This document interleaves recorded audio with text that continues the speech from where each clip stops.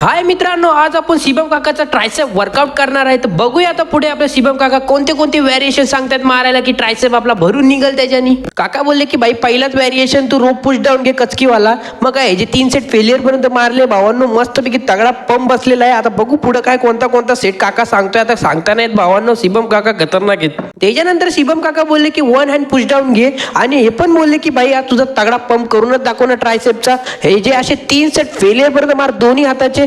माझ्याहून मोठा तुझा दिसल बाई. ट्रायसेपची वार्ता करतायत काका, तुमचे लय घाणेरडे विचार आहेत रे. त्याच्यानंतर आपले रानटी शिवम काका बोलले की तिसरा एक्सरसाइज केबल ओव्हरहेडला जा.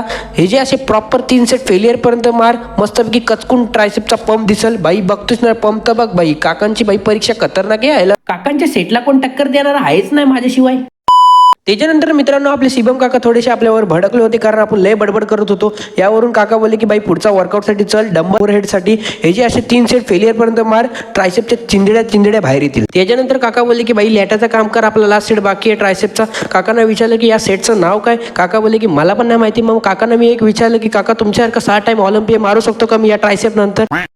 त्याच्यानंतर गेलो बाई आरशासमोर फ्लेक्स करायला काकांसारखा ट्रायसेप काय मला जमाना झालेला फ्लेक्स करायला, म्हणून मी माझा फ्लेक्स करत बसलो. बाई माझा पण असला तगडा पंप आलता ना काकाने जो वर्कआउट करायला लावला. मला बाई खतरनाक फील होत होता. माझा बायसेप पण कचकी फुगलेला. चला मित्रांनो, वर्कआउट आवडला असेल तर लाईक कमेंट फॉलो नक्की करा पुढचा वर्कआउट आणायला.